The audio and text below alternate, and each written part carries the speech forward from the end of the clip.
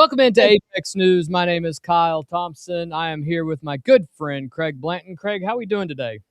Well, we had a lot of rain, floods everywhere, and there'll probably be some breaking news later today in Frankfurt, but we had over 2 inches of rain here. Did your neighborhood And for the little flood that it gets? yeah, I mean, all the way up to the creek, over the creek banks, and then at about 5 o'clock, the thunder and lightning started. And boy, for about 2 hours straight, I haven't seen lightning like that in a very long time. It was just constant. So Right. Yeah, it was. we had multiple house fires in town too. Yeah, lightning hit. I know at least one house, and a young kid woke up his parents. He smelled it and got them out of the house safely.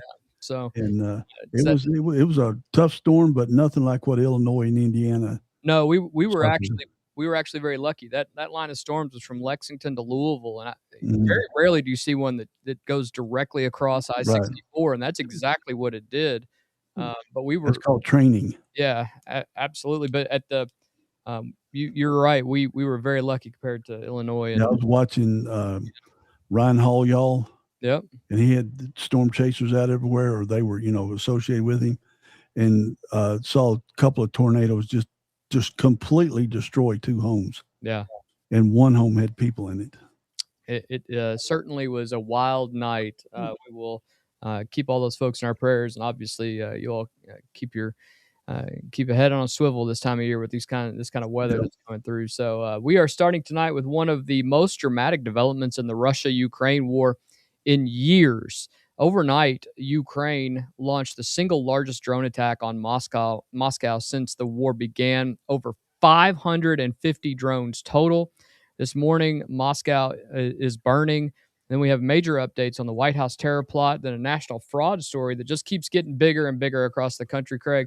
It seems like every taxpayer should be furious about this. And then we're closing the show tonight on something that's going to make you feel genuinely good about this country, something we've talked a little bit about already. But proud to be American. It is good to be an American at this point. So we'll go ahead and get started in this story. Ukraine launched hundreds of drones overnight, targeting more than a dozen Russian regions. Russia's Ministry of Defense said its air defenses shot down 555 Ukrainian drones over multiple regions in early morning hours. 555 drones in a single night. Of those, nearly 200 were intercepted approaching Moscow specifically.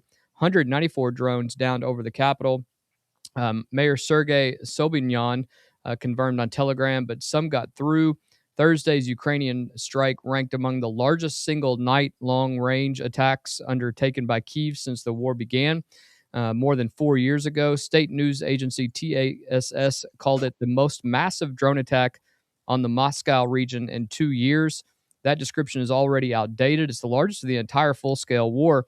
And some are even saying that it's the largest attack, and I believe this is fair, the largest attack since the Russian Revolution, because on Moscow, Germans never got to Moscow because of the winter. So this is the largest attack since the Russian Revolution in 1917. So over 100 years since they've seen something like this. Craig, we talked about the 555 drones. We actually have some footage that you got earlier. We'll take a look at some of these. Well, and let's I had a show and tell thing. Yeah, it's not one of these kind of drones. No, not the drones that I fly. It's not one of these things. These things are big as Cessna airplanes. They're as big as small airplanes that you see landing at regional airports. At our airport all the time. Yeah, those little Cessna single engine planes. Yeah, these things are big. Yeah, you'll see here. Look at the top of that old tank thing. Play that back again. And there it goes. That's the top of that old tank. That sound, eerie sound. Yeah. Flying in and landing. See that top of it. That's just amazing. And that's that oil refinery area. Yeah. And then there's the oil refineries after multiple hits. Yeah. Russia was already hurting on their fuel supplies, their fuel supply and their energy. This was obviously coordinated to exacerbate that even more. There is a drone actually getting hit, but after it gets intercepted, it hits a house Still or does damage. Yeah. apartment building, causes a ton of damage as well. There's no reports on deaths or injuries at this point, but there had to be, considering how big some of these explosions. Yeah. And when they hit that apartment building. Yeah. The primary target was the Moscow oil refinery in the Kapotnya district, a Gazprom neft facility that accounts for more than a third of the fuel supply for the entire Moscow capital region. This was the second strike on the same facility in the same week. Ukraine first hit it Tuesday, then hit it again Thursday, and at least 5 fires were reported, massive fires. These aren't just ones that you're going to be able to put out. You're going to have to let these burn. Right. Yeah. We talked about this yesterday. Yeah, the roof of a large fuel tank, the one you saw there, was blown off and into the air. The refinery is located just 9 miles from the Kremlin. Sooty black rain fell on cars across the southeastern Moscow region today. A 25-year-old resident named Natalia Klimova told CNN, "The smell is terrible. We closed the windows, but it's still hard to breathe inside the apartment. It is honestly frightening." She heard at least 10 loud explosions and said the whole building appeared to tremble. Craig, a third of Moscow's fuel supply, but maybe the bigger issue is the psychological effect that this is going to have Finally. on the people of Moscow.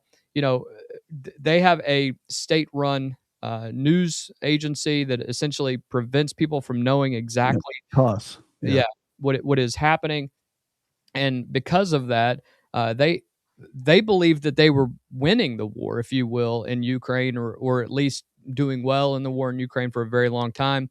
The psychological effect is pretty damning at this point, I would say. Yeah, there's a lot of videos of people just standing outside in their cities or their neighborhoods and watching because the drones are not fast moving at all. And you can see them flying through the air, and then they crash and blow up into something, and you see them go like this. They can't believe it's happening there. But they've been doing this for almost 5 years to Ukraine and Kyiv and all the cities on the Eastern Front.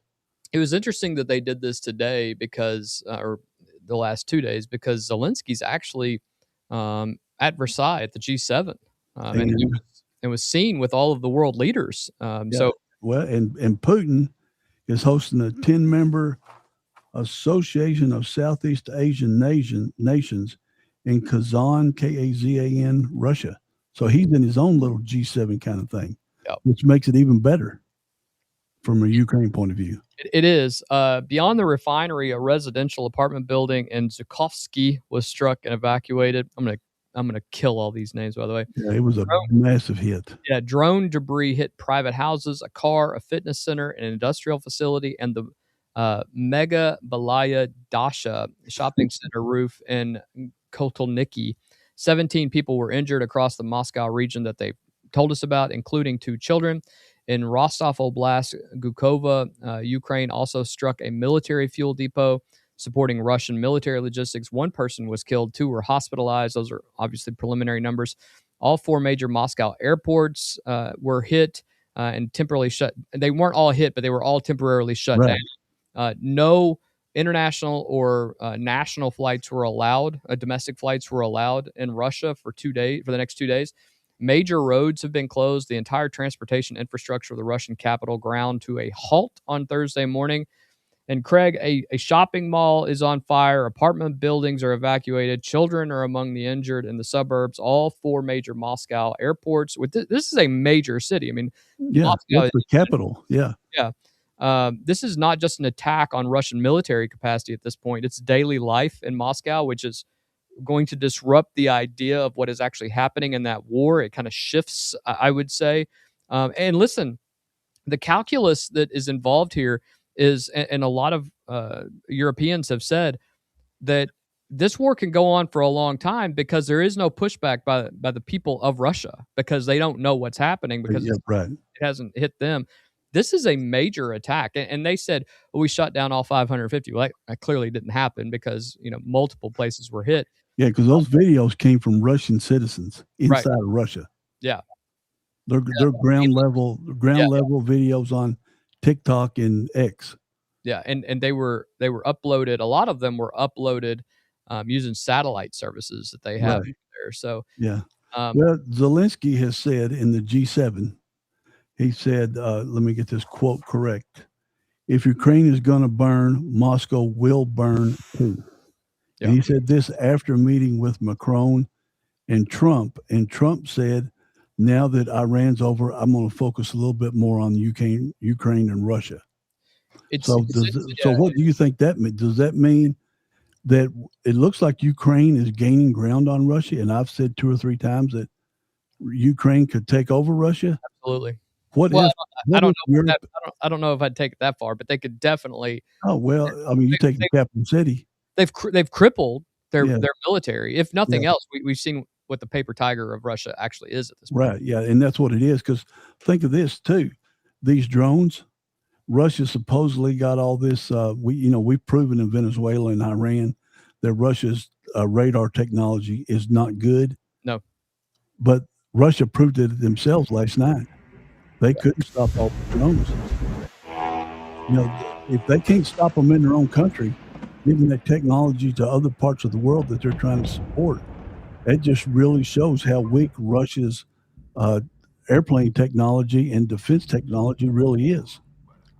and I think that's the bigger story out of all of this is that there is some major deficiencies in the Russian military, and now they started this war almost 5 years ago, and They here we thought it are was gonna take now. 3 days.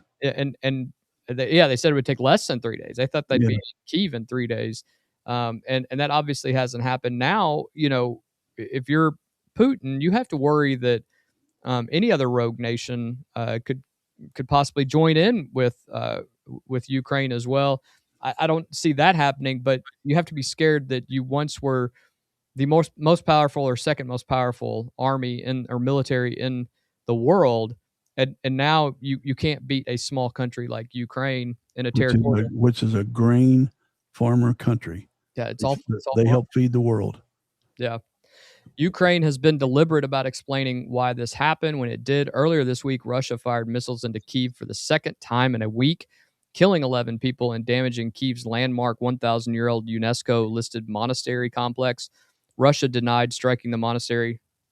Zelenskyy was explicit. This is a fully justified response to Russian attacks on our cities and communities. And this is what you said. If Ukraine burns, your Moscow will burn too. Mhm. It's also, if you'll remember, we talked about a couple weeks ago, um, Ukraine and Moscow and all the surrounding countries essentially pulled their diplomats out of all Right. these major cities. And it seems like a lot of people were talking a month ago that maybe we were looking at de-escalation, and you and I said that makes us think there's going to be an escalation, at least into Right. the urban Yeah, areas. if you pull your diplomats out, then Yeah, you're anticipating attacks deep into your country.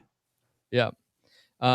Ukrainian Foreign Minister Andriy Sabiha posted on X saying, one of the most popular questions asked by Muscovites this morning, those people from Moscow, Yeah, what is going on? I can answer. Your country started a war of aggression against ours. For years, it has been killing our people.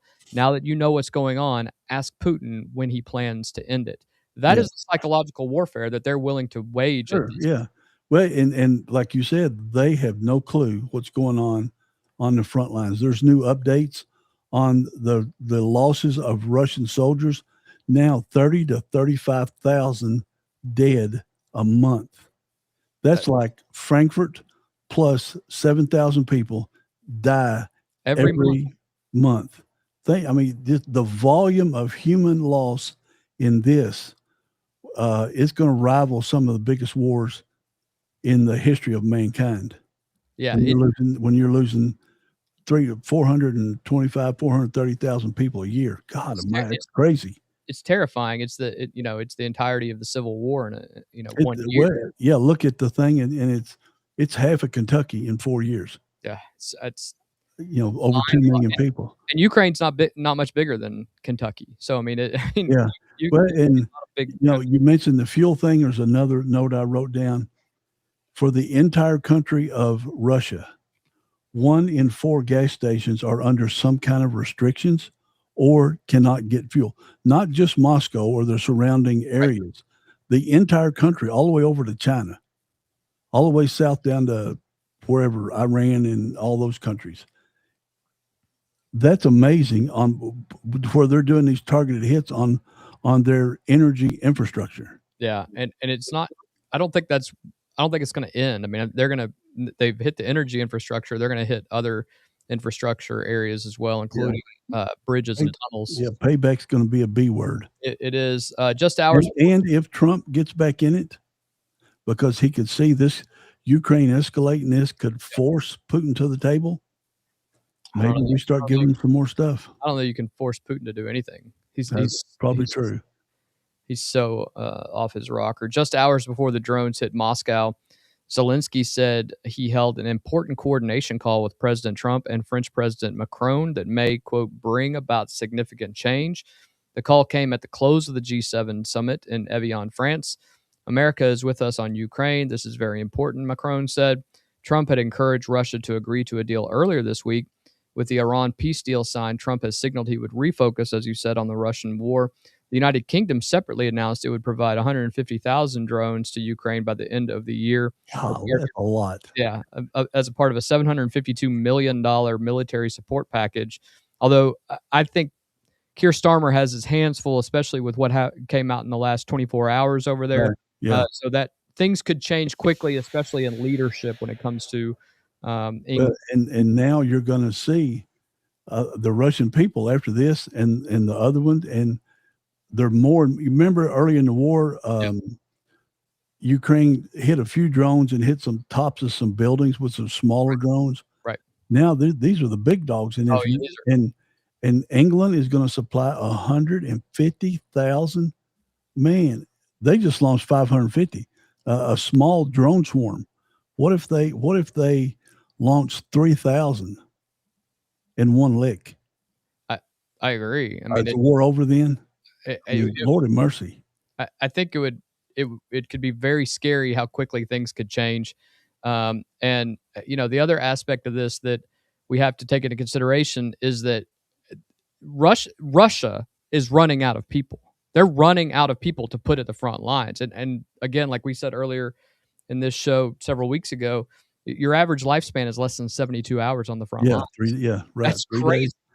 North Korea stopped sending their soldiers to be butchered because Russia put them on the front lines, and they were gone in 2 weeks. Yeah, NATO Secretary General Root actually backed up those stats that you gave, and they said that Russia alone is sustaining 30,000 to 35,000 soldiers per month at losses. I mean, that's an obscene amount of individuals. Crazy. Zelenskyy gets on the phone with Trump and Macron, describes it as potentially bringing significant change, and hours later, the largest drone strike of the entire war hits Moscow. Whether or not those two things coincide with each other, Craig, the optics. Trump signals re-engagement on Ukraine, and then Moscow burns, are going to reverberate in the Kremlin. They just simply are. In the Kremlin, but not in the neighborhoods. No. Because they don't know Trump took out Maduro. They don't know Trump defeated Iran. And now Ukraine launches this, and Russia might Europe might re-engage. Yeah, your average Muscovite does not know that. But I'll also tell you, as you and I talked about this yesterday, in the EU, there was a vote to begin removing a number of immigrants from EU countries, shockingly. All of them. And I think at this point, you are going to see leaders trying to hang on to power. And because of that, they're going to say and commit things to international agendas that may win the hearts of some of their citizens, and Ukraine may benefit from that. Yeah, if I remember the count, correct me, it was like 480 to 240. It wasn't close. It was not even. It was like 2 to 1. Yeah. And then you saw all the people all the I guess MPs and others, whatever they're called in the EU, stand up and clap and hoot and holler. And if you look at the British newspapers like we do, it was a big win. I guess England is tired of their protests. They're tired of their citizens. Ireland, Northern Ireland doing their thing. Italy's tired of what's going on there. And it might be a little bit of, they're all tired of hearing their countrymen talk about how good it is in Poland because they didn't let any foreigners into their country while all the other countries open their doors. And one other thing, Germany's rearming itself. That's got some European leaders worried also, because twice when That's never Germany rearmed, turned out World good. War I, World War II, yeah. Yeah. Well, and you and I talked about this last weekend, last Friday, what was happening in in Belfast. Yeah. It, and then when you had the Protestants and Catholics getting together saying we're going to work together on this issue, you don't want to you don't want to unite the Protestants and Yeah, Catholics because they've been against each other since the for 200 creation of years. Ireland. Yeah, for 200 years. So that's not what you want. Uh, Moving on in this story, Russian Foreign Minister Lavrov said Moscow will launch regular strikes against targets in Ukraine that impact the combat readiness of its armed forces. I believe that all the right words were said, but I have long been convinced that words are not enough. Lavrov told journalists Russia simultaneously continued its own strikes, firing at least 7 ballistic missiles and 239 drones at Ukraine overnight. Ukraine said its defenses shot down or destroyed at least 216. Both countries hammered each other through the same overnight hours. One additional detail here is Russia's naval frigate, Admiral Grigorovich, how about that one, Yeah. fired warning shots at a British yacht in the English Channel this week, Right, Craig, yeah. prompting UK Ministry of Defense investigation. A reminder of how far the geopolitical ripples affect this war. This is no bueno when it comes to Russia at this point. I can't imagine that they're wanting to poke this bear more than they actually Yeah, are. if they, because the military navy is abysmal, and that's not an exaggeration. They've got 2 aircraft carriers. Both of them are in dry dock getting repaired. I think one of them might be almost ready. And you hear the MPs. Does it matter? Yeah, you hear the MPs in England talk about, it's not been that long ago when they dominated the seas Yeah, across the planet. 150 years. Now they can't even protect their own country. So if Russia starts shooting at English vessels or English military equipment, that'll force the U.S. to get involved in, Yeah, because we're going to protect the motherland. No matter how much we jaw back and forth, we're going to protect England at all costs. I don't have we, any doubt. we will, and I believe that the Reform Party and others know that, and even Keir Starmer knows that at this point. The Labor Party understands that, but you have to believe that firing on an English yacht, obviously not a military Lucky he didn't vessel hit of it. any kind. If it killed anybody, boy oh boy, we'd be looking at the Lusitania all over again. Right. And yeah, that started World War I, didn't it? It did. It Yeah. did. So, Ukraine has been striking oil facility. Well, it got us into World War One. World War Right. II had Yeah. already been gone, but it was the one thing that drug us into Yeah. it. Pulled us in. Yeah. Yeah. Ukraine has been striking oil facilities deep inside Russia after a significant leap in drone capabilities. That's a question I'm going to ask you here in a second. The Okay. longer range drone strikes are choking Russian supply lines in occupied regions of Ukraine. Some areas have already reported fuel shortages. Russia's state budget relies on oil earnings for at least 1/3 of its revenue. Yep. Medusa's timeline of Ukrainian attacks on Moscow shows a 100-fold escalation from the earliest strikes to today. Thursday's 555 drone night represents a new peak. Washington-led peace efforts had been stalled by the Trump administration's focus on the Iran war. Now, with the Tehran deal signed and tomorrow ceremonially signed, that attention appears to be shifting back. And Ukraine is timing its most dramatic military action to coincide with that diplomatic window. Craig, what do you attribute this leap in drone technology and drone numbers? Is that the United States helping in that area? Is that other countries helping in that I area? don't know. I think the U.S. is learning from Ukraine on their drone tactics. I think the whole world is learning from Ukraine on their drone tactics in military actions. There's already the talk of the drone swarms, where you can overcome any defensive position that you have, because you can't shoot $1 million missiles at drones all the time. Well, You and got to come, and there's already, Ukraine figured out how to stop the radio interference by fly by wire, and they'll have, the wire will be, it's a real thin fiber optic, like thinner than your hair, but it'll be 10,000 feet. So they can park like they proved when they hit those Su-57 jets inside of Russia. They can park them in a car or a truck or something months earlier. Yeah. And launch them. And they're even, I think I told you last week about they're flying them on balloons, old style World War I tactics. They got them on helium balloons, and these drones will have a 150-kilometer range, whatever that is. The balloons will fly 300 kilometers into Russia and then launch. They'll cut the wire, and then the drone has got a 150-kilometer circle to find out whatever its attack point is and then hit it. And Right. It's so high up and they're so small, they don't see them, and they don't hear them either because they're balloons. Yeah, my take on this is absolutely the most significant week for the Russian-Ukrainian war since the full-scale invasion began. Surprisingly, it's a comeback. It looks like it's a comeback win right now. Yeah. Obviously, if things keep going this way, you worry because you do have a crazy person in control of nuclear weapons in Russia. Ukraine has demonstrated it can reach Moscow now repeatedly at scale, easily now. Precisely, yeah. The G7 is united behind Kyiv for the first time in a long time. Russia's response so far is, Lavrov threatening more of the same. Yeah, talk.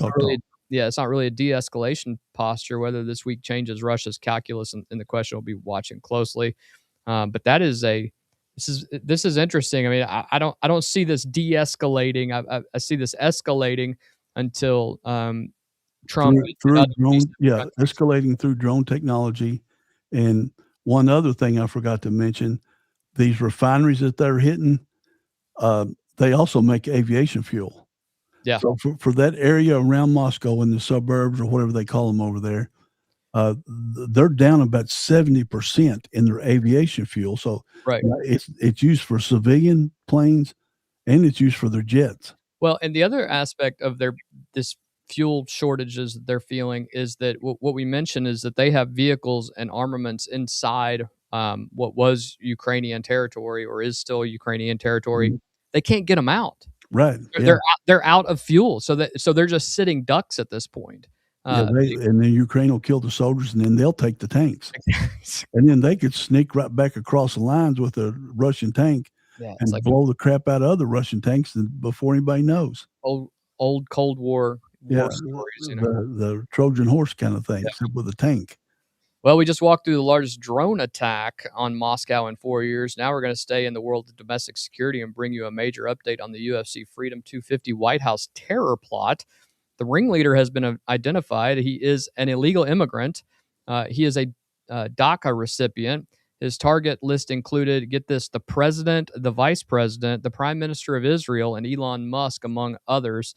And we'll get right into that now, Craig. The Department of Homeland Security confirmed this morning that Abraham Hermosillo Alvarez, identified in a court document as operating under the alias Shepherd and serving as the chief organizer, is a look how happy this guy is. Yeah, he is. Weirdo. I love that bozo hair. Yeah, is a 31-year-old Mexican national who was in the United States illegally. Alvarez first entered the U.S. on a B-2 visitor visa in December 2001 at approximately 5 or 6 years of age. His parents failed to ensure he departed before that visa expired. He remained illegally under the Obama administration, who granted him DACA status in 2014. But even though you've been granted DACA status, doesn't necessarily, those are the dreamers. Right. It doesn't mean you're going to be granted citizenship at any time. And he's certainly not going to be granted citizenship now. DHS Acting Assistant Secretary Lauren Biss stated, this illegal alien from Mexico should never have been allowed in our country. He was the ringleader of a failed terror attack targeting UFC Freedom 250 at the White House. He and his co-conspirators now face charges of conspiracy to commit murder and conspiracy to commit violence on White House grounds. He will face justice and swiftly be removed from our country. Let's stop right there for a second. I got a question. Sure. Why in the hell would we remove him from the country? Why not lock him up in a Colorado Supermax for the rest of his life? Yeah, that is a... I don't understand that. That's... I mean, I assume they could send him theoretically to Nicaragua or Honduras or any of Send these him to the Congo and let him live over there yeah, for a while. where they have those, the But offshore just to ship him back to Mexico, why shit, he'll just cross the border again. yeah. The same day as the Alvarez was arrested by the FBI on June 14th, the same day as the event in Omaha, Nebraska. These facts are the facts, Craig. The alleged ringleader came here on a tourist visa at age 5 or 6, overstayed, received DACA protection in 2014, then allegedly organized a mass casualty attack on U.S. soil. How do you process the DACA dimension of this story specifically, knowing that we've been told for 2 decades now, Mhm. DACA is the one thing that we have to do. We have to let these dreamers, these young kids, have a better life, and we have to grant them citizenship. And then you have this guy who is planning one of the most deplorable acts that we've Yeah. ever seen in terrorist attacks. Well, we've had anywhere from 10 to 20 million people cross our border illegally and be in the country, maybe even more than that. And same thing in Europe. They've got the same problem we got. We got too much empathy for all these people that I don't understand. They come to our country, but you don't see, they never go back to their own country. And you don't see people in the Western world go to their country. Right. If it's so bad, think about this. If the best of the people, that the smartest people of each of these foreign countries that invades the wrong word, but cross our borders illegally, if they leave those countries, the best of the best leave those countries, what is left to govern those countries, and what will they turn into? Will they all be narco states? You look in Central Africa and see how they're killing each other off like it's slicing through air. It's a power vacuum. Yeah, I mean, if we're hurting those countries by allowing their best to come to our country and cross our border illegally, Yep. and showing them massive empathy and not sending them back. Saying that we got to let them go through the justice system in America. They aren't Americans. And Yeah. the waiting list is like 12 years long to get these people just to see a judge. But then even after they see a judge, and the judge, like an 85 or 90% of the time, gives them a deportation order, Yeah. nobody enforces that deportation order. And if they do, then one side of the political aisle throws a fit and wants to bring them right back. Good deeds. We see your I have question. no idea. We have no idea of knowing the answer to that question. We'll try to do some research and do that. I will tell you. Who was here? Who was here yesterday, Kyle? Well, allegedly ICE was in town over Yeah, ICE has been in town for a couple of days for some reason. Alvarez used coded terms and encrypted chats to describe priority targets. 1, believed by the FBI to refer to President Trump. 2, believed to refer to Vice President Vance. N, believed to refer to Israeli Prime Minister Netanyahu, Who was not here. had been the subject of online rumors, though Netanyahu did not attend. And Musk, referring directly to Elon Musk, who also did not attend. The group also planned to target members of Congress, including specifically, oddly enough, Senator Tom Cotton of Arkansas. I'm sure today he's like, why me? What did I do? Yeah. But it made it even more non-generic, right? This is a specific anti-government attack plan that they had. This had an assassination list with the President of the United States at the top, and then a number of other people in it, all named on a priority target list. Like, these are the priorities that we want. Right. The fact that they had coded shorthand for specific individuals, including the sitting president and vice president, has to escalate this well beyond an anti-government ideology framing that is going on. What does that specific assassination list tell you about how far this planning actually went? Well, fortunately, the FBI caught them all. It's caught 6. Is it 6 of them so far? I think 5 have been arrested. 5 out of 23. Okay, and I think the list will grow after 23 because, and ultimately, who funded these guys? Who paid for their plane flights across the country? They all quit their jobs. So yeah, who paid for them to go to Mexico to train? Because some of the videos that these guys shared online are them actually training with weapons, guns in Mexico. So they can't just, if they don't have jobs, they can't just get down there. Somebody's got to be paying them to do that, whether it's a foreign country, whether it's George Soros type person or Roy Singham out of China that just absolutely hate America. But somebody paid for these guys to get them together. And, people are questioning, these are young people. Where did they get the organization and the skills to put something like this together, coordinate, going to D.C., and then I'm sure you'll talk about the sniper nest after. And then they had an escape route back to a church in Nebraska. You think these guys could coordinate that themselves, the getaway, the infiltration, and they were even going to attack the White House, storm the gates of the White House like in the movies. Yeah. I mean, this is you saw on Tuesday, Vice President Vance went on his press junket, book tour. Yeah, he was on The View. Yeah. Come on. Kudos to him for being willing to even go on there. I don't know that I would, but he said they weren't that bad as he thought well, and he said, oddly enough, he said Joey Behar told him he was a really nice guy. Yeah, him and Joey Behar are friends. Now she's getting flack because she told him he was a really nice guy. Yeah, he said that in a press conference this morning. What a he said, me and Joey, we're buddies now. He said in press conference, and so now she's getting smacked online. What's she going to say? Oh, he's a deplorable person. Anyway. Yeah. VP Vance said Tuesday the plot was not that advanced, calling it relatively undeveloped when caught, and noting that none of the suspects were in Washington during the event. He also said there's more violent rhetoric coming from the left than the right these days, but the charging documents describe encrypted chats among approximately 20 participants sharing detailed maps and aerial photographs of the White House, discussions of drone launch points, sniper positions, a safe house, and escape routes, recruitment across 4 states, and stockpiling of firearms, body armor, and ammunition. We showed the pictures of that yesterday. Yeah, we showed those yesterday. I think that's the scariest part about it, because you can say, well, it wasn't very advanced. These dudes went out and bought body armor and a bunch of. They were preparing for something. Yeah, they had full military gear from the military helmets on down, and they had the vest that would hold 4 mags across their chest. They had radios. They were using Signal. Remember, we talked about Signal yesterday that's supposedly impenetrable. Yep. But fortunately, the FBI penetrated the heck out of it.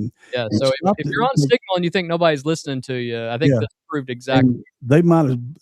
What if the FBI didn't catch them for 3 more weeks, and they really got together and started their thing on the next big event at the Capitol building? Well, and I think as we get closer to we're in the World Cup right now. There's hundreds of thousands of people who are going to games across the 3 countries, but also we're getting closer to fall, where you're going to have SEC football games, Big Ten football games, and 100,000 people there as well.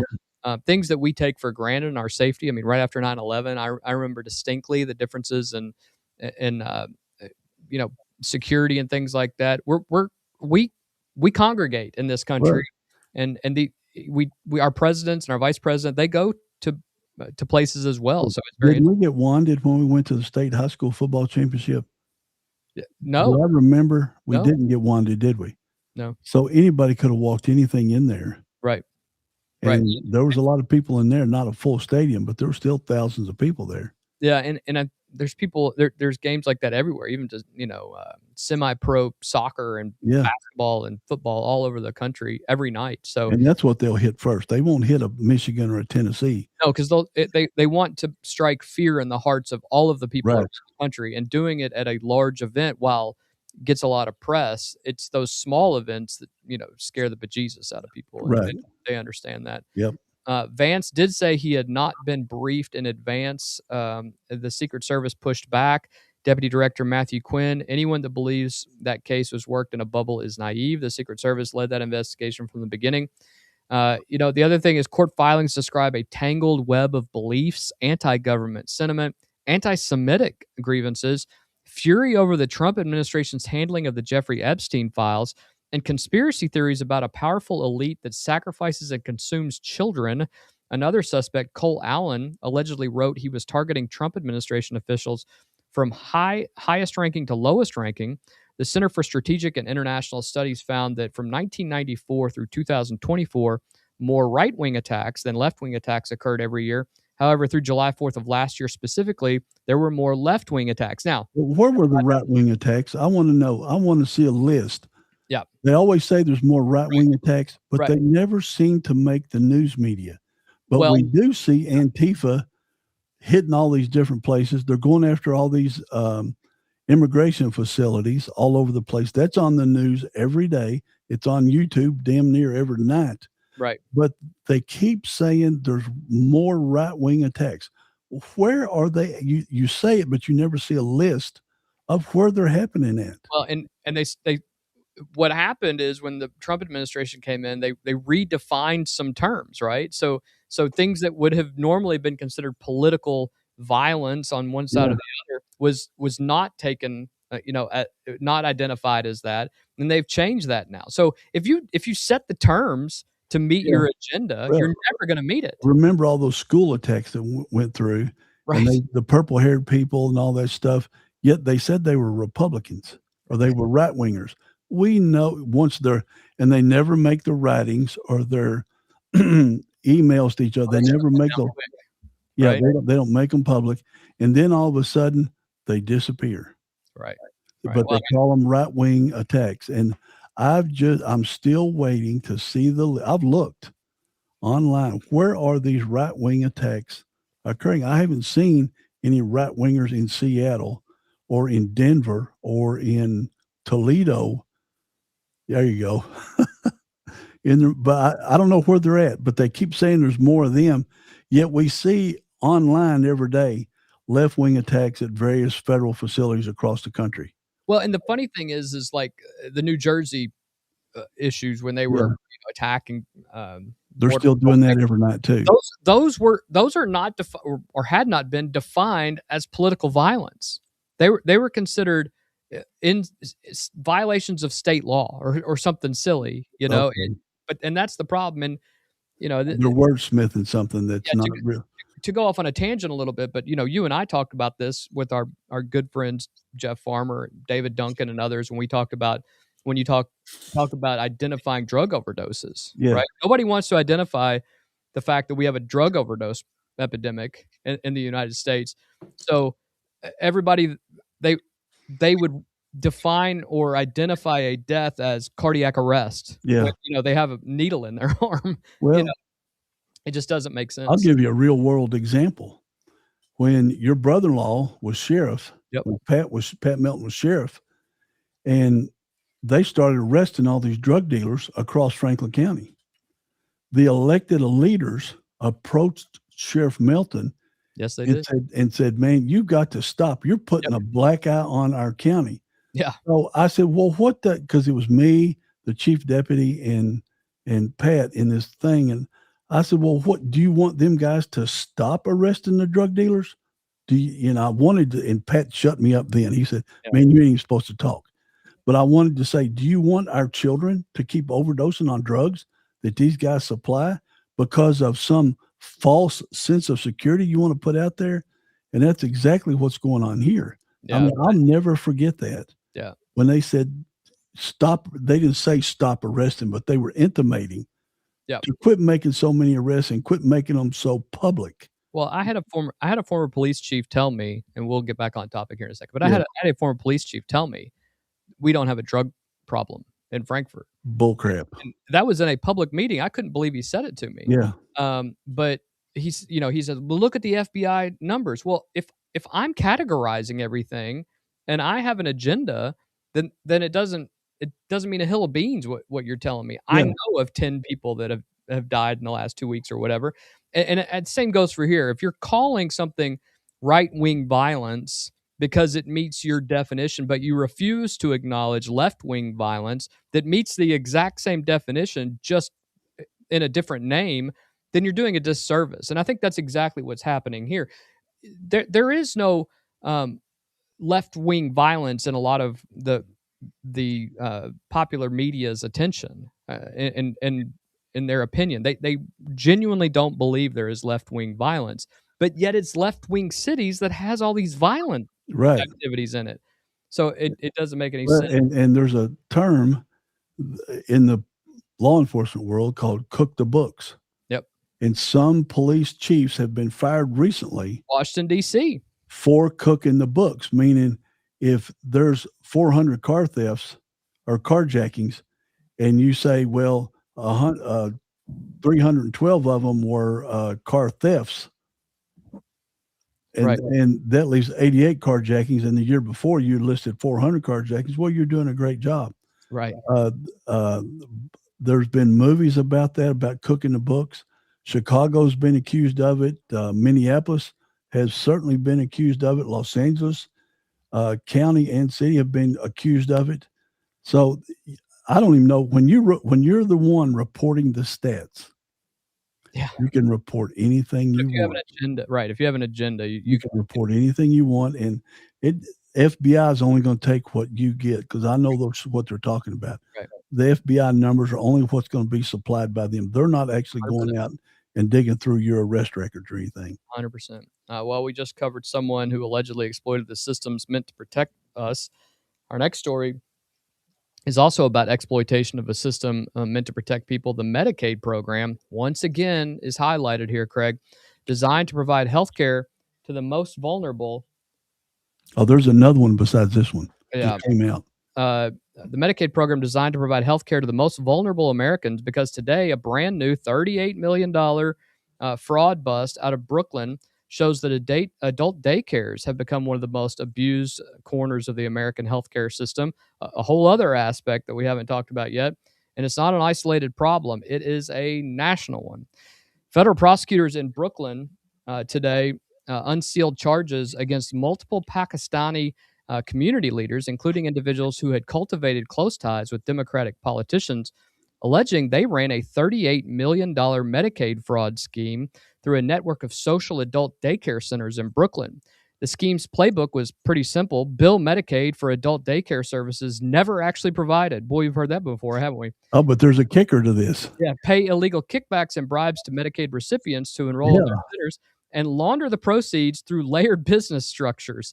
So they're making the Yeah. Medicaid recipients criminals also by saying, hey, you do this, we'll give you 10% back. Well, there was an implication in Minnesota when Nick Shirley was doing his work. Praise the Lord, Nick Shirley. Yeah, but essentially showing them handing envelopes back to these Right, families who came in and enrolled their kids. Who Yep. knows what was in there? It's kind of suspicious if you ask me. Each person getting, a blank envelope or whatever. But the political dimension here is defendants are accused of cultivating elected officials and community leaders as a means of gaining legitimacy and cover, a concern regardless of which party those officials belong to. But I'll go ahead and tell you, it's only one. Right.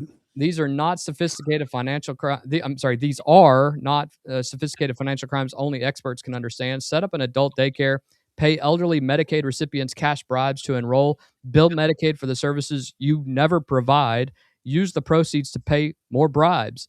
How does a scheme this straightforward operate for years and years, Craig? It's kind of like USAID.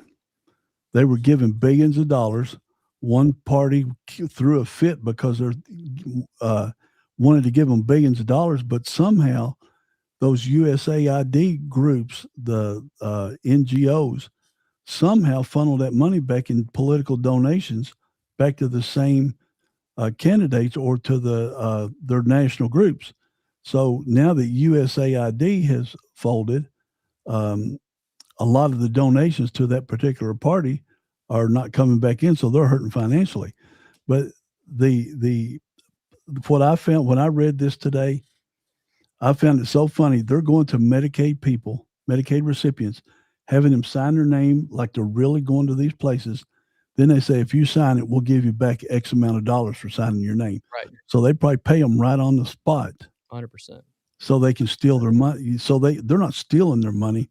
They're stealing money from other people that deserve the money. Right. Well, and who cares if you bill Medicaid for that person? It's not like it's coming out of a set fund that they can only It's not coming out of your pocket, but it really is, because you're stopping either more services being provided to the people that deserve it, or you're stealing it from people that deserve it to begin with, but can't get it because the Medicaid funds are fully used. Yeah.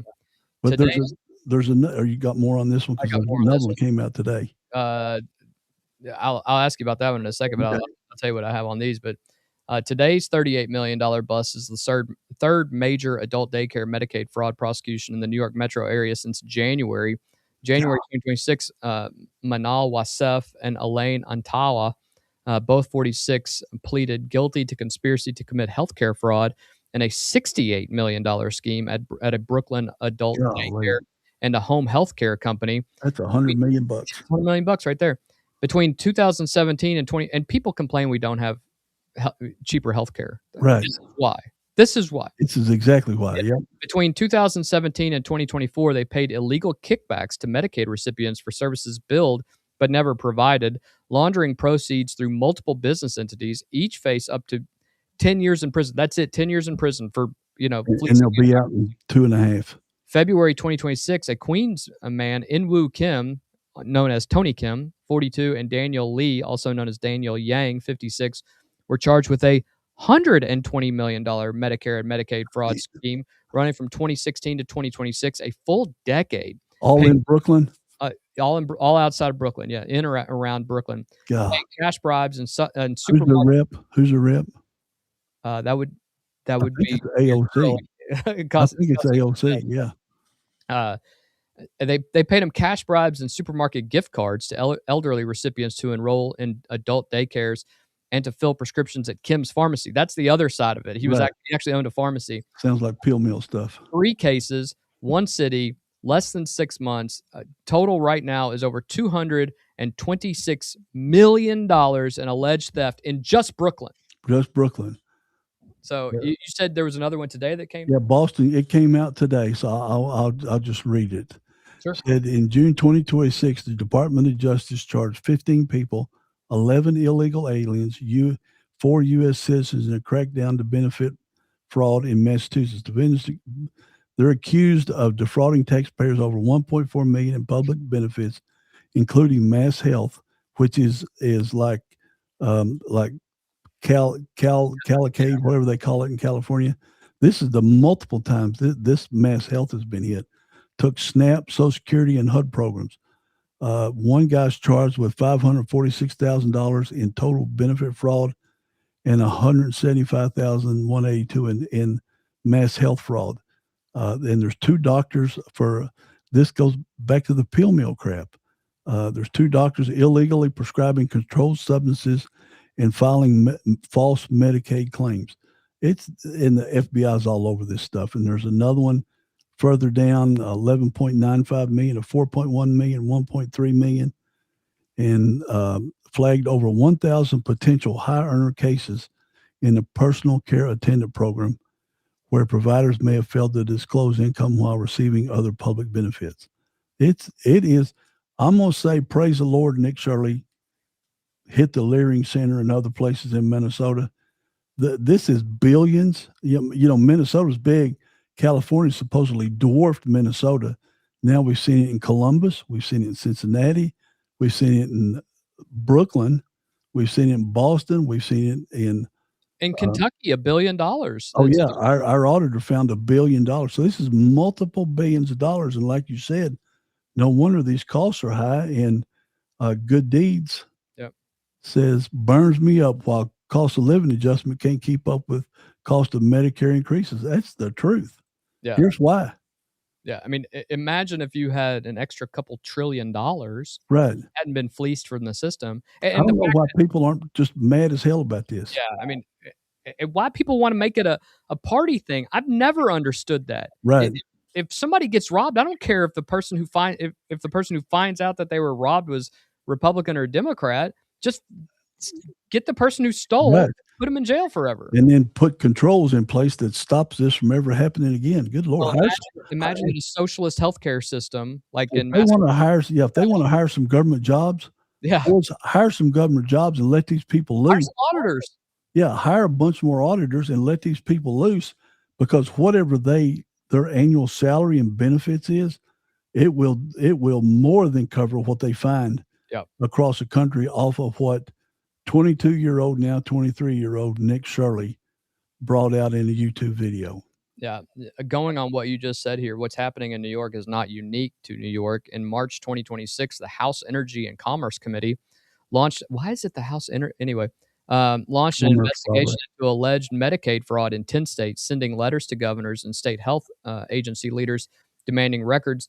The 10 states, New York, California, Colorado, Massachusetts, Maine, Nebraska, Oregon, Pennsylvania, Vermont, and Washington state, not all blue states, no. to be fair. The DOJ's healthcare fraud strike force program, operated in 8 federal districts, has charged more than 6,200 defendants God, since 2007, who collectively billed more than $45 billion in fraudulent claims. unbelievable. The 53 Medicaid fraud control units operating in 50 states plus DC, Puerto Rico, and the U.S. Virgin Islands recorded 1,185 convictions in 2025 alone. Hey, can you think $45 billion? Now, Florida's the third largest state in America, and that's 1/3 of their entire state government budget. It's more than Kentucky's, isn't that right? It's maybe double what Kentucky's is. Yeah, And Kentucky's and where's this money at? yeah, it's actually 3 times Kentucky's fiscal Okay. annual. It's unbelievable. No wonder Medicaid is broke because like 20% of it is just straight up theft. 1,100 convictions That's crazy. in 1 year. Yeah. That's And they weren't looking for it then, right? Not real no, hard. no. But boy, they're looking hard now. Yeah, acting AG Todd Blanche, who Yep. you're a fan of, I know, He's issued awesome. He is awesome. guidance directing U.S. attorneys' offices to prioritize healthcare fraud prosecutions. Legal analysts at Saul Ewing described this convergence as a, quote, perfect storm of heightened regularity and enforcement scrutiny in 2026. Frozen payments to Minnesota, a White House task force chaired by the vice president, an AG directive to prioritize healthcare fraud. The administration has made this a top enforcement priority, but most of the schemes being busted right now have been running 5 to 10 years. They started under previous administrations, some all the way back to the Obama administration. Does this feel like a genuine enforcement escalation or just catching up to what has already been happening? I think it's when they started back in the Obama administration or the Biden administration, that's all it was. They just started. They didn't follow through, obviously, because how is Todd Blanche and I'm gonna tell you, he is running circles around Pam Bondi. I felt sorry for her when she resigned or was fired. I don't feel sorry for her no more because he is going at it. I don't care if he's Trump's lawyer or not.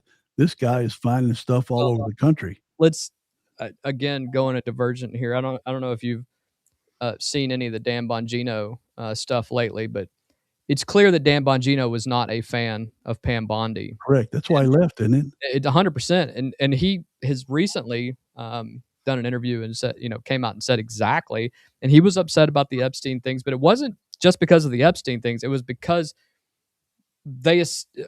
Pam Bondi essentially lied to the American public, and he could care less how you ended up handling it, but you don't lie to the American public as the AG, and he lost all respect for it at that point. Right. Plus, the guy's making $20 Millions. million a year or something like that, and he walked away just to help out. I wonder if she was hindering investigations by slow walking them, because that's what the other administrations have done. Otherwise, they wouldn't be able to find this stuff, and I credit greatly Nick Shirley for bringing this out and bringing it to the attention. But they attacked Doge and all it was doing, all the fraud that it was finding. The other party attacked Doge all the time. Some states set up Doge-like things in their own state. They found fraud and theft all over the place, and I hope our next governor looks hard at Kentucky. Well, and I don't think that's necessarily a Republican or Democrat thing. Obviously, it's a very good chance that Jacqueline Coleman could be the next governor of Kentucky. Rocky I don't care who it is. I hope they look at it. Just find the fraud, right? Yeah, this is not political. No. This is our money. This is our money that would go to our parents or our friends. Yep. That these thieves are stealing. It ain't Republican money or Democrat money. It's American taxpayer money. Well, and the other thing is, these social adult daycare centers are designed to serve some of the most vulnerable Americans, elderly adults who need daytime supervision but not full-time nursing home care, people with dementia, limited mobility, all things, chronic conditions, things that affect everyone's family. And it Everyone's will affect everyone, will affect us eventually. eventually. These people are enrolled in Medicaid because they can't afford private care. In the Queen's case, Kim paid cash bribes and supermarket gift certificates directly to elderly people to induce them to enroll in his centers and fill prescriptions at his pharmacy. One person specifically said that they would just it was like he was giving them a discount card, like, Mhm. thanks for coming to the. So people were like, oh, if I go there, then I get a $10 gift card, not Right. not understanding that he's making, which is completely illegal, to give bribes to people to, run their, It was kinda like vote harvesting, yeah, doesn't yeah, it? kinda like that. Went down into the homeless communities in Same word license, California, right? giving them $10 to fill out a voter card. Yeah, you down at Skid Row. Yeah, US Attorney Nocella, by the way, some of the videos they found, it was $1.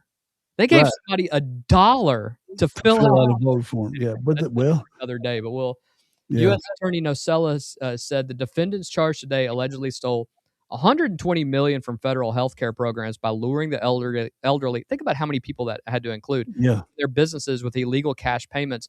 And here's the downstream consequence: every dollar stolen from Medicaid through fraudulent adult daycare billing is a dollar unavailable for legitimate healthcare for the poor and elderly who yep, depend on the program. yep, And this is a program already facing massive funding pressure from the One Big Beautiful Bill because there were no stop gaps. And and then governors are raising taxes to make up for that difference yeah, instead of doing what our auditor did, Allison Ball, going in there and auditing the place first to see if there's savings that can be found in there before you raise the taxes on regular Kentuckians, so that that fraud can get occurred. yeah, I hope that what legislators will see here is to potentially increase the penalties and the resources to find these, as opposed to, um, trying to get the money on the back end and then raise taxes on individuals. Mhm. There has to be some form of preventative action that goes into place, and I don't know what else is going to make people stop doing this at this point. Yeah. The other aspect, and you and I have talked about this, that the vast numbers of people who are doing this, who are either in America on visas or have Expired overstayed visas. or Yeah. expired visas or are here completely illegally, who are running these scams, is deplorable. They are not assimilating into our country; they're fleecing the country, and Right. that's the awful. And remember in Minnesota, the it wasn't A.G. Ellis, but somebody estimated inside the Minnesota government that there was more money being sent back home to Somalia than the entire Somalian government budget. Yeah, yeah. Taxpayers of Minnesota were funding the government of Somalia. That's just one state. That's not, Failed state, as yeah, that's a failed state. Yeah. yeah. Well, we've covered a lot, and it hasn't been fun. We talked about the drone strikes in Moscow, the terror plot, the Medicaid fraud draining hundreds of millions, maybe billions of dollars. We're going to close today's show on something completely different, something that I think every single American needs to hear, because right now, hundreds of thousands of people from all over the world have descended on the United States for the FIFA World Cup. And what they're discovering and what they are posting on social media for the entire planet to see is truly a love letter to this country, Craig. Yeah. Should make you feel proud to be an American. Yeah, yeah. That's what all these foreigners are saying. This is probably the coolest thing that we've seen in a very long time. Oxford Economics projects 1.24 million international visitors are traveling to the United States specifically for the 2026 FIFA World Cup. Let me just say that again. 1.24 million international travelers. That's a lot of plane tickets. It's a lot of plane tickets coming to the U.S., the largest sporting tourism event in American history. Matches are being played in 11 host cities: Atlanta, Boston, Dallas, Houston, Kansas City, Los Angeles, Miami, New York, New Jersey, Philadelphia, Seattle, and San Francisco Bay Area. Across TikTok, Instagram, X, and YouTube, fans from Scotland, those are some of my favorites. Yeah. Germany, They're in Boston. yeah, Germany, Sweden, Brazil, Argentina, Japan, Belgium, and dozens of other countries are posting videos that have gone more than viral. They've gone epically viral. Yeah. Not about soccer. That is the crazy thing about this. I mean, some of the stuff is about soccer, obviously, but about America itself. ABC News is calling it a viral subgenre of World Cup content. I know I'm laughing, but it's hilarious. It is. I mean, how many of them have mentioned ranch dressing? I thought ranch dressing was everywhere across the planet. Just about every one of them, when they go to a food thing, they say ranch dressing makes everything better. Yeah, it's like we're walking through America with their eyes. Never have seen this stuff. Yeah, because we drive by it and don't even notice it, and they're just amazed at all the stuff that we got, and like we've talked about for the last couple of days, Kyle. Yeah, the ability to freely travel from state to state. I posted one on my page where a guy said every state is different. Every state is like its own country. Yep. And we're just amazed at the variations of between state to state. Yep. But the one thing I like the most, they say American citizens, by a massive majority, 99%, are welcoming them with open arms, and they're shocked. They're shocked because of what their media puts out about bad. When they call bad Americans in Europe, right? Their eyes are now opened. Yeah, and they'll take that back to their home countries. And they will. There was a narrative earlier this year pushed hard in mainstream media circles that international visitors would boycott the World Cup over Trump's immigration policies, and a bunch did, just to be fair. But FIFA was supposedly going to move games. That narrative is now being absolutely obliterated in real time out of the water by over 1 million people who showed up and are posting about how much they love Waffle House. And what Chick-fil-A and Costco and So we have a TikTok influencer here. He's not French, but he is saying, just like this is every European posting right now. This is a pretty great one as well. Mesdames et messieurs, we need to talk about l'Amérique. As French, we need to stop saying Vive la France and start saying Vive l'Amérique. This place is incroyable. C'est incroyable. I just had Texas barbecue for the first time in my life. Poof. Better than any moment of my life. I am married and have 2 kids. Oh, but in France you have des crêpes, les petits pains au chocolat, les croissants. No, I give my left croissant for a Texas brisket. Don't even get me started on Costco. Costco is bigger than my village, where I live. Whatever you want at Costco, it's there. You just show up and you could buy your whole life there.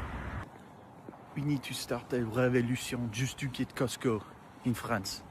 I will be the first one to say I will start a revolution to quitter Costco. Les Italians, les Italians, I'm sorry, but ranch makes pizza better than anything I've ever tasted. When you go to a restaurant, you leave a tip. It's because they're so nice. But my waitress, she came over and talked to us like we had known each other for years. It was like she wanted to be my best friend.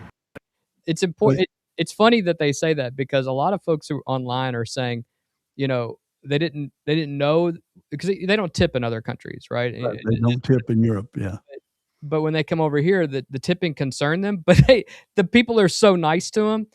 It makes me worry about going to Europe, by the way. But some of the videos said that they're guilty leaving these restaurants because they didn't leave a big enough tip. They don't know how to tip. They can't believe that they go to IHOP and get like 4 things and it's $30 a person. That would have normally been $100 meal, and everything is flavor. The one where a guy went through a large grocery, an Albertson or something like that. He was just amazed at how big the onions were. Yeah, the red onions and the white onions. He was amazed how big they were. Yeah. I mean, to make a video on onions that we could grow in our backyard to the same size. I mean, it was just, you got more video, right? I got more video. I'll finish this one here. And at the end, I felt stupid not to leave a tip. In France, they want to take off the tip of my head. Speaking about how nice and friendly these Americans are, I think in France, I can count on one hand how many people have smiled at me. Just normally, just smile, I think my mother has smiled at me twice. I here, died laughing when I heard that first just time. going down the street, everybody says hi. Like, what do you want? What do you mean hi?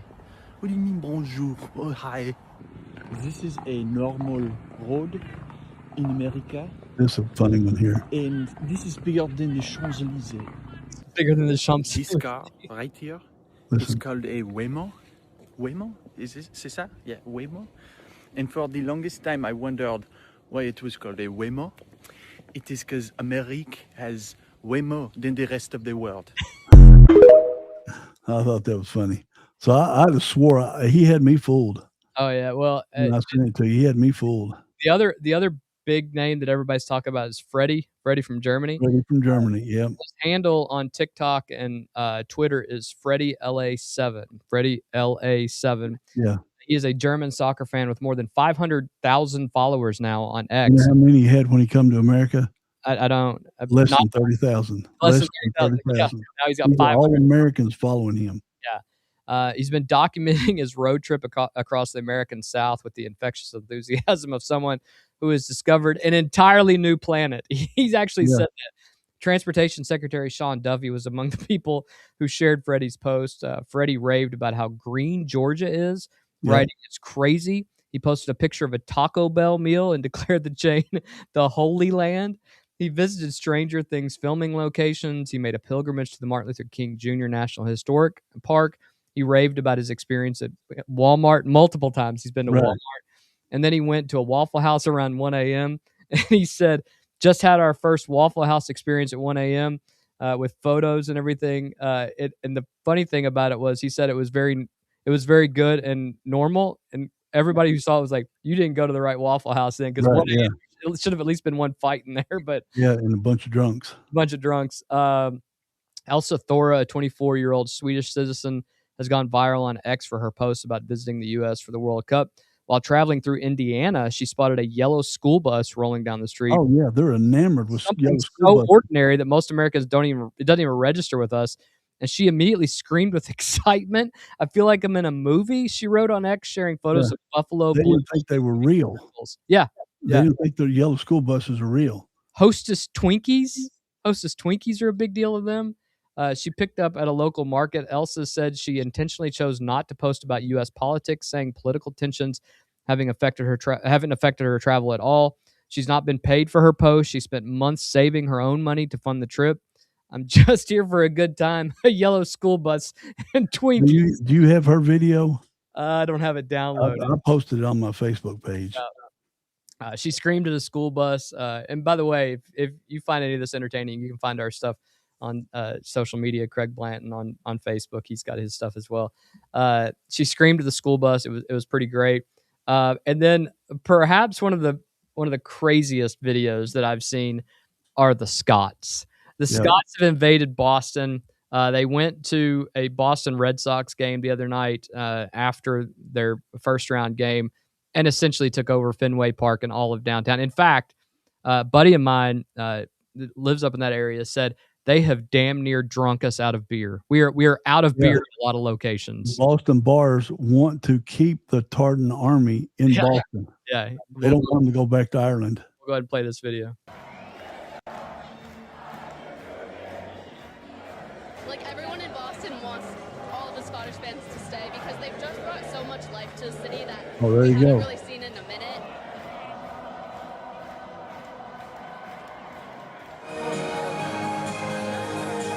Welcome to Boston. Welcome to Fenway Park. It's Saturday night. It's the night after the night before. Scotland beating Haiti. There's no football tonight. Tonight, it's all about the baseball here at Fenway Park. It's the Boston Red Sox. It's the Tartan Army. Let's go. This is cool. We're not showing it here, but the people in Boston were talking about being awoken at 6 a.m. by bagpipes. And they couldn't be mad at it. Like, they weren't. They want to be mad. If you've met anybody from Boston, they want to be mad at it, but they can't. This is so much fun.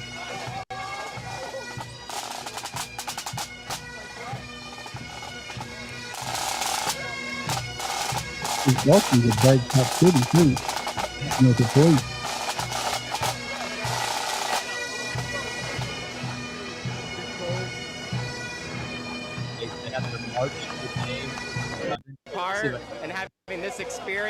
Hopefully it'll be a good game. And Have you been enjoying your trip, Bobby? It's been great. I think you hear a lot of the chat about how much fun people are having. There's a bit of criticism getting out of the stadium, but definitely the positives far outweigh the negatives. How did you find the game last night? The game was great. I know people didn't say the performance maybe wasn't the best, but I think last night was absolutely about getting that result. So they've done that, and now they can build towards the next 2 games. And what do you make of this? This is just incredible, isn't it? It's great. I've been to the baseball before, but have a Scottish themed event in an iconic venue. It's great. There's a free T-shirt. They've got the pipe band on there. I think it's a great spectacle for all the fans. All the Scottish people coming out here for the culture night tonight, and I think that really goes to show what this team means to the city of Boston and like New England as a whole. Well, baseball's not a huge sport back in Scotland. Do you expect to be getting asked lots of questions? Yeah, I expect a lot of questions, but I think they'll learn as they go, and I think it's going to be really fun for all the Scotland fans. They could And care awesome, less and we want about them the to game. stay. Like everyone in Right. Boston wants 3 all the hours Scottish for the fans to singing stay and because dance. they've just brought so much life to which I'm Scottish to And it's all that's BBC Sports. This is being shown back in England.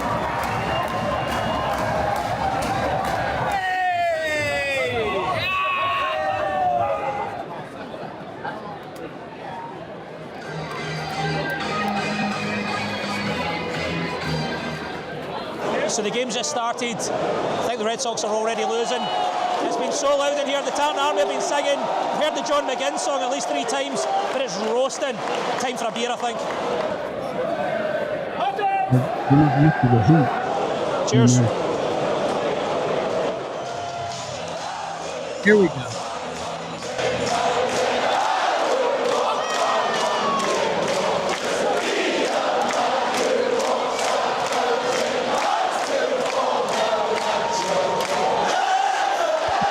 I love to hear the player reactions. So we're just hearing the John McGinn song getting played in the organ. We made a special. So the song they were singing is the Proclaimers Walk 5,000 Miles. Yeah. That the Proclaimers are a Scottish pop group. They had their biggest song. And when they heard that, they played it, in between innings. They kept singing it through the next inning. Right, yeah. They didn't sit down for 3 hours. They had standing room only folks too, who they allowed to come in as well, and those folks didn't sit down for 3 hours. I mean, the size, the food selection, Buc-ee's, the beaver nuggets. Yeah, they freak out over Buc-ee's. They stop and look like Americans look at the Louvre. I mean, that's what it's like. Like Right. when you see the Mona Lisa, that's how they're acting with beaver nuggets. And I've never seen a gas station with 120 pumps before. No, Buffalo Wild Wings, one German fan's dinner at Buffalo Wild Wings on June 11th had 2.7 million views Yeah, in one day. It's ridiculous. yeah, it's unbelievable. And all these good stories are going to go back to their home countries. That's the best thing about it. Yeah, they really are. The thing about this is that people have stood on their porches. Americans have stood on their porches, and good on you, Americans who are running in to foreign visitors and talking to them and welcoming them. That's the best part of America right here. I hope if we can learn anything from this is to appreciate how good we actually do have it from hearing from these folks. They say our food is better. They say our portions are bigger. They say our roads are better. Our streets are cleaner. Our people are nicer. They don't care about the politics. They just don't care about the politics. Yeah. Sometimes we need to care a little less about the politics. Yeah, they're just amazed at how good it really is in America that they're seeing with their own eyes. Yeah. Not seeing on TV or in their news media. Yeah, it's kind of crazy. You and I have talked about this, and we keep sending videos back and forth. It is, but the Scots drinking downtown Boston out of beer made me. Yeah, that's. I about died laughing when I saw how the heck can Boston run out of beer. I mean, you send the Tartan Army down there. That's exactly the only way it could happen. It is kind of wild. Anything before we get out of here tonight, Craig? No, just hope it don't rain for a few days. Yeah, right. I think we're going to get a little bit each day for a little bit. If you guys enjoyed any of the things we talked about or any of the shows that we have, make sure you like, share, and subscribe. Before we get out of here, I will say this.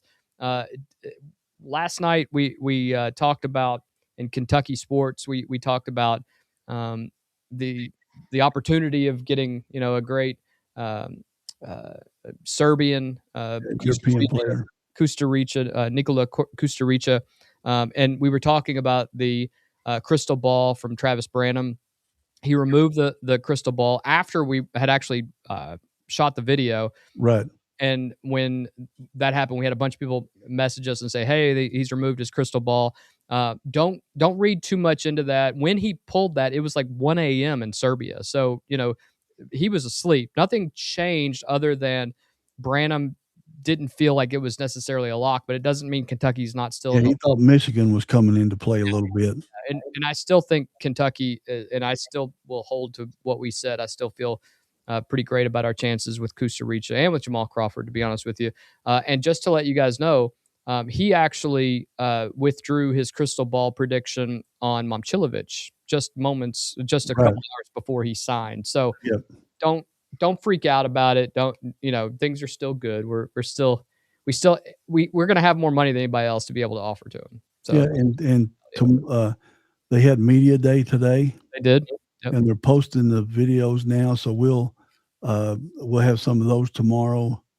We didn't have much on UK today, but there's a lot of stuff out there now where the players are interviewing themselves, and just for us to get to know the players before the season starts.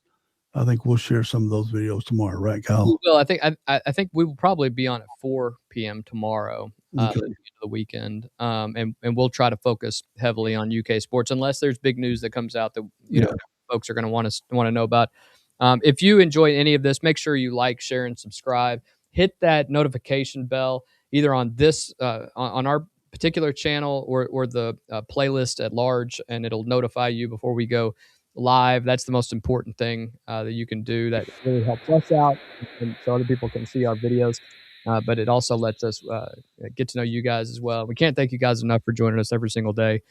We talked about a lot today. Some stuff not fun, some stuff that's frustrating, as some of our guys like Good Deeds talked about. But then we talked about some fun stuff at the end. I hope you guys will go check out some of those social media posts. It's a blast. I can't. Yeah, they are. I watched them all night. They're hilarious. Yeah. They're not funny. They make you proud to be American. No, proud to be American. I shouldn't say funny. I should say they bring a lot of joy into your can't watch them without laughing and smiling, because we have taken for granted some very basic things right here. I mean, the fact that Buc-ee's is being treated as the Sistine Chapel. And we go to Costco. Me and Teresa go to Costco, and I complain because I got to park all the way at the end of the parking lot, because on Tuesday afternoon the place is full. Yeah. But they go and see it at a whole different point of view. Could care less. Look at all the stuff you can buy in this place, from food to clothes to everything else. They feel so blessed just to even be here. So, well, to everyone listening, thank you as always for spending part of your Thursday night with us. Subscribe where you get podcasts here on YouTube as well. Leave us a little comment anytime you get a chance. We will be here tomorrow at 4 p.m. Eastern. We can't do this without you guys. That's all that matters. But until next time, stay informed, stay sharp, stay above the noise. Good night, everybody. Have a great evening.